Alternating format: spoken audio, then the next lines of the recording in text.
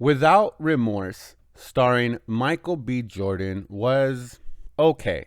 But before I get into my review, consider this your spoiler warning if you have not yet seen this movie, because I will be talking spoiler ish stuff about this movie. So, to be fair, I did enjoy it. I love the action movies, and the action genre is one of the ones that I completely gravitate to if I know I'm gonna have a good time and I don't know uh, if we know what the movie is about, and I just see that it's some like kind of military based action flick. I know it's gonna be a generic kind of storyline with a few little twists, but I know what I'm gonna get, right? So it's like going up and getting a Hershey's, a Hershey's candy bar. You know you're gonna enjoy it. It's not too fancy, it's not too cheap, but you know what you're getting. And probably the worst analogy, right, to use Hershey's Hershey's candies for an analogy.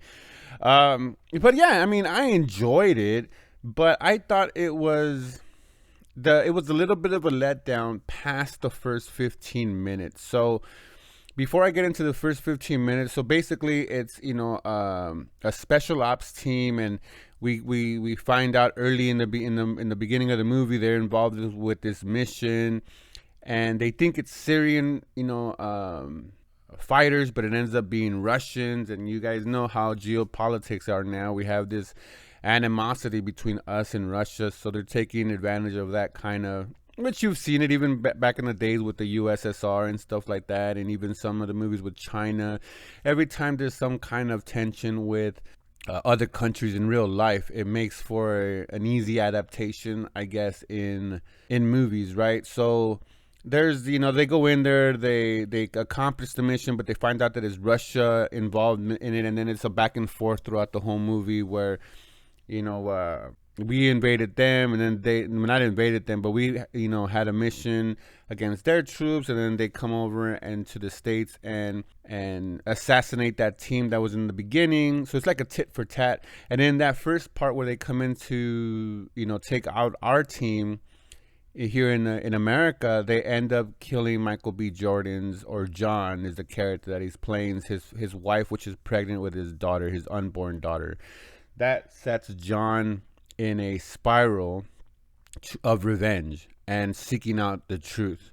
And he does a very good job. Michael B. Jordan does a very good job in letting us feel his emotion and letting us feel his revenge. Now, there's two different parts to this. As far as like, I found that some of the parts that he was doing it was he was overacting and gave us a little bit too much of a generic illustration as to it, even though going back to the first 15 minutes, like I said earlier, those 15 minutes when he gets shot and he goes up to his wife and he finds out that that she's dead.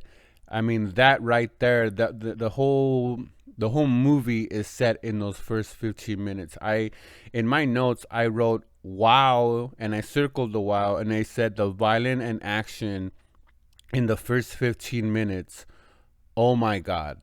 Because that right there, the first 15 minutes is the whole movie, and it's a letdown from there. So you start in this high mark, and then so it sets like these unrealistic expectations. You're like, oh my God, like this is gonna be so dope, and then little by little you just get let down by and it becomes predictable. Basically, as far as like any other action movie, it becomes predictable. But in those first 15 minutes, Michael B. Jordan's acting was some of the best that I've seen from him.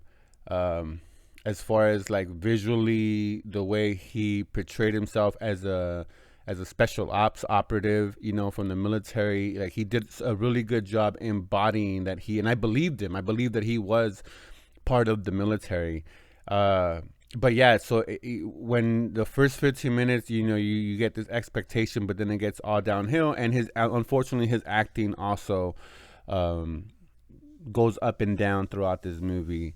And I mean, depending on if you're a Michael B. Jordan fan, you might say, "Oh, that's just how he acts." But I've seen him in a lot of movies, in a lot of projects, and there's been instances where his acting is just solid from start to finish, and his cast lets him down. But I thought in this one it was a little bit up and down, but I still enjoyed his performance. I thought his performance was the most solid out of anyone in that cast. And some of these villains that they cast, as soon as you see the Secretary of State, you know that dude's the bad guy. You're like, right away, because that's what the actor plays, right? So let's give him credit for being typecast, I guess. Maybe not credit, but he's definitely typecast as the villain, the one that gets drowned at the end of the movie in the SUV alongside John.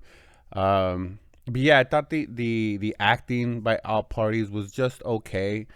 The pacing was a little bit off. There's a lot of times where the dialogue went too much. It's a beautifully shot movie with the overhead, the aerial shots, the drone shots, some of the way that the camera pans out. It's a beautifully shot movie, but it was very. The script was very poor, was very basic. They kept it as dummy proof, if you will, as possible, and you notice that you're like, wow, they didn't even try to give you. Even they throw around a lot of military terms, which is probably a good thing because a lot of us wouldn't know what some of these military terms would be, but you could definitely feel that they dumbed it down for their audience, us.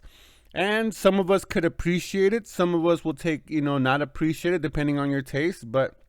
And the last thing was the voiceover. The voiceover was super sloppy. Even from the first 15 minutes, even though I'm giving the first 15 minutes all this praise, some of the voiceover, and I get it, because you have a weak script, you have to go back and then change some of the stuff, and then you use voiceovers to cover up some of the stuff that you might not like that didn't come off right, maybe some audio problems, whatever it may be. But they did a very sloppy job. You notice it right away because the lips don't match, and the way they try to cut it just wasn't, I don't know, up to Hollywood standards. And maybe because this was a Amazon movie where it's not being released in theaters, at least I think it was just an Amazon exclusive. Maybe they didn't bother with that. Like, hey, this is what we're gonna get. This is a streaming thing. We're not gonna get the revenue out of this, so it's a nice introduction maybe to a franchise, because at the end you do, John, or Michael B. Jordan's character, wants to develop a special ops team, and he wants to call it Rainbow. So I'm assuming it's going to be Rainbow Six, which, a lot of you gamers out there will right away know that that's, a game that we saw. And I think it's a novel also from Tom Clancy. But I know it as the video game, so he kind of lets the groundwork for it. And they were like, you know what, this is just going to be an introduction movie. So once the pandemic lifts, we will have more direct to theater and then streaming exclusively on Amazon, kind of a thing. And maybe that's their idea, but the voiceover was super, super sloppy, which is why I dropped this down to, which is my rating. And a lot of people might get mad, but I thought this movie was a C+. There was more wrong with it than right with it. Again, you started off really good in the first 15 minutes, but then for the next hour and 20 minutes is just a steady, slow decline. And again, with not solid acting, with a lot of set pieces that didn't work really good together, along with a poor script that then led to sloppy voiceovers, and so voice editing was just what ultimately takes you out of the movie. Still enjoyable. I would still consider this a date movie, and I would highly recommend people to still go watch this, even though I gave it a C+, because this movie will definitely be one of those that a lot of variables will come into place.